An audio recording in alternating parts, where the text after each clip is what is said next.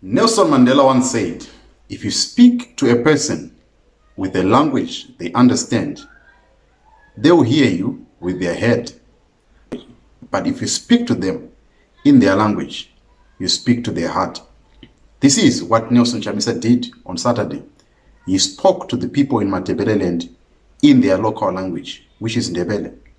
Hello and welcome to JCTV Africa, where we look at issues that are happening in and around Africa, including Zimbabwe, which is our topical issue at this point in time.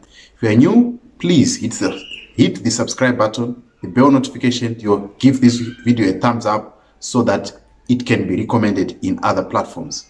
Also like our Facebook page, JCTV Africa, where we look at other issues. Let's dive into the topic of the day. Nelson Chamisa spoke Ndebele local language in Bulawayo, which is promising. This is one of the key points that I want to take a look at.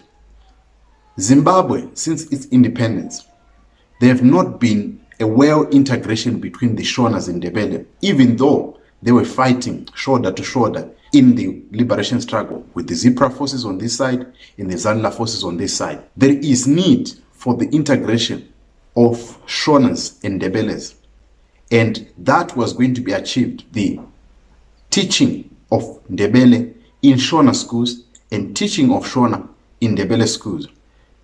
He spoke about the National Healing Process, or the Truth and Reconciliation Commission for the Gukurahundi, the Balagwe, and everything that the current president did not enact, even though he said that he was going to do it. This is how teaching Ndebele in the Shona schools is going to help. How many of you have seen that, especially to those that are in Zimbabwe? There are a number of Shona speaking people who cannot even speak a single word of Ndebele. Why is it that? There is a problem. The government passed a law in 2006 that enables the Ministry of Education to deploy, to enact this law that allows teachers to teach Ndebele, Shona, and English in all schools as a mandatory from grade 1 up to Form 2. Then when they get to Form 3 to Form 4, they can then choose the language of their choice, which they want to write at the O level. But it is supposed to be mandatory from grade 1 up to Form 2. This helps in the integration between the two languages, where there is a bit of attention which is still unresolved up to today. The first advantage is that there is going to be direct integration between the Ndebeles and the Shonas. Imagine a Shona teacher having to relocate to Ndebele land so that he can teach the Shona language. And imagine a Ndebele person having to relocate from Ndebele land into Shona land area and start to teach in Ndebele. There is going to be integration, there is going to be intermarriages, there is going to be sharing of skills. Talking of sharing of skills, for example, a teacher comes from Ndebele land where they predominantly are cattle rearers. They come to Shona land where it is farming and cattle rearing.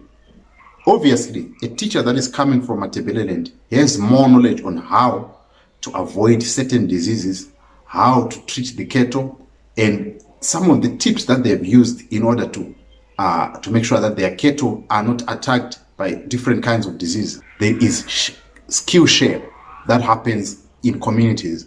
When people come from a different region and come to another region, they learn from each other, which is very, very important in nation building. Another thing, have you realized also that in terms of fighting for democracy in Zimbabwe, we're always divided? There is a feeling that this is a Shona thing, and there is other feeling that this is a Ndebele thing. We are not getting in. It is a problem in a Zimbabwe where people are taught and there is integration that happens between these two main languages, or the two main languages that are spoken in Zimbabwe. There is that desire to say, if there is a problem, if they need to march, if there is need for people to go out and demonstrate, they can come out in numbers, knowing that this is for the betterment of all of us. So these are some of the things that I believe are cheap points that Nelson Chamisa can win. Apart from the say, Bulawayo must be the hub of industry. Bulawayo must be able to address the issues of national registration cards. Bulawayo must be able to address the issue of passports. The Bulawayo must be able to address the issue of marriage certificates done in Bulawayo, so that everyone in Bulawayo does not feel the pressure to go to Harare all the time. These are some of the things that I picked up in Bulawayo rally, and they are going to work in favor of Nelson Chamisa. I'm going to take a look at the Gweru rally and what are the points, what are the key things that you can pick up from this rally. Tell me what you think in the comment section. Are you enjoying our videos?